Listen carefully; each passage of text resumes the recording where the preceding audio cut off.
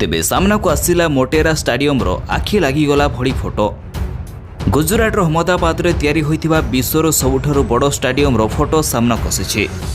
Bharat England 4 टिकिया test series रो प्रथम दुईटी मुकाबिला रे उभय दल गोटिए लेखाएं मैच जीति बराबर स्थिति रे थिला बेले एबे क्रिकेट प्रेमी को नजर रहिछि तृतीय तथा पिंक टेस्ट उपरे।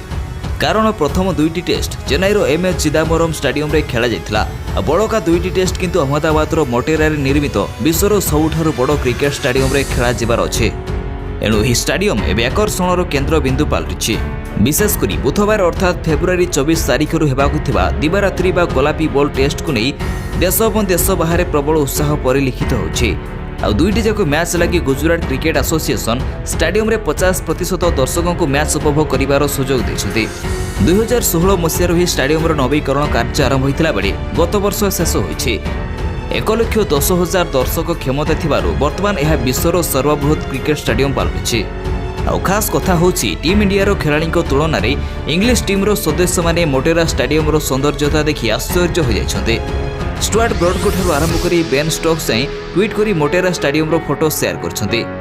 विश्वर सबुठारु सुंदर स्टाडियम भावरे समाने मोटेरा को वर्णना करछन्ते। भारतीय खिलाड़ी हार्दिक पांड्या, अक्षर पटेल, ऋषभ पंत प्रमुख मोटेरा स्टाडियम रो फोटो छाड़ी प्रशंसकों को एहार झलक देखाइछन्ते।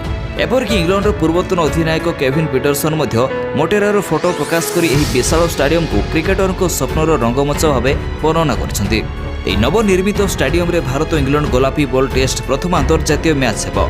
यापर स्टाडियम चतुर्थ तथा शेष टेस्ट सहित 5 टिका T20 श्रृंखलार आयोजन मध्य करिबो। एणु चलित मास 24 तारिख ही स्टाडियम रे लगातार 7टी अंतर्जातीय मैच खेला जिवो।